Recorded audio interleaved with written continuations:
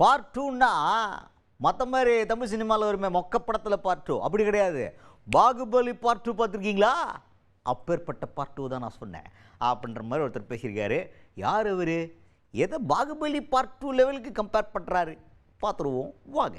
அமைச்சர் சேகர் பாபு அவர்கிட்ட என்ன கேட்டாங்கன்னா, முதல்வர் அவர்கள் சொல்கிறாரு, இப்போ எங்களுடைய ஆட்சியில் 2.2 வெர்ஷனை பார்க்க போகிறீங்க, ஆல்ரெடி ஒரு 2.1 வெர்ஷன் முடிஞ்சு அப்படின்ற மாதிரி அவர் ரொம்ப ஜெயிக்கிறத பற்றி கான்ஃபிடென்ட்டாக பேசுகிறார். ஆனால் எதிர்க்கட்சி தலைவர் எடப்பாடி பழனிசாமி அவர்கள் என்ன பதில் சொல்லியிருக்காருன்னா, மக்கள் அவங்களுக்கு பெரிய சைஸில் போட போகிறாங்க, அதை அவங்க அதை பார்க்க தான் போகிறாங்க 2026 தேர்தலில் அப்படின்ற மாதிரி அவர் அட்டாக் பண்ணியிருக்காரு. இதை எப்படி பார்க்குறீங்க அப்படின்னு கேட்டால், அதுக்கு சேகர் பாபு அவர்கள் என்ன சொல்கிறாரு அப்படின்னு பார்த்தீங்கன்னா, வருஷன் 2.1னா செகண்ட் பார்ட்டுன்னா சாதாரண மொக்க படத்தில் வர செகண்ட் பார்ட்டுன்னு வச்சிங்களா?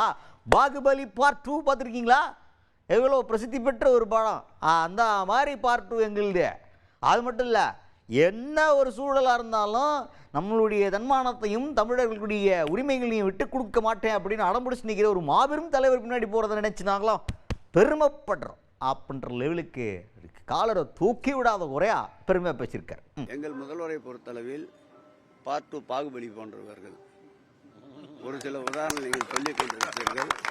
பாகுபலி எப்படி பிரசித்தி பெற்றது என்பது உங்களுக்கு தெரியும். அதுபோல் எங்கள் முதல்வர் அவர்கள் பீனிக்ஸ் பறவை போன்றவர்கள். எத்தனை முறை எத்தனை தாக்குதல் வந்தாலும் மீண்டும் மீண்டும் உயிர்த்தெழுவார்.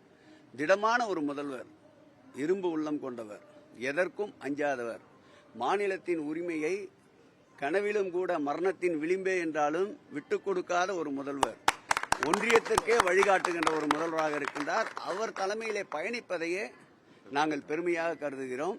அடுத்தது இப்போ பாஜக கிட்ட ஒரு மாபெரும் வெப்பன் இருக்கு. நயினார் நாகேந்திரன் அவர்கள் என்ன சொல்றாருன்னா, பிரதமர் மோடி அவர்களை பிரச்சாரத்துக்கு நாங்கள் கூட்டிட்டு வருவோம் அப்படின்னு சொல்றாரு. இப்போ நீங்கள் பிரதமர் மோடி அவர்கள் வர்றதை பற்றி நீங்கள் என்ன நினைக்கிறீங்க அப்படின்னு கேட்டால், அதுக்கு சேகர் பாபு அவர்கள் என்ன சொல்கிறாரு அப்படின்னு பார்த்தீங்கன்னா, வரட்டும், மோடி அவர்கள் வரணும், நல்லா வரணும். ஏன்னா நாடாளுமன்ற தேர்தலில் வந்தார், இங்கே தியானம் பண்ணார், ராமேஸ்வரம் போனார்.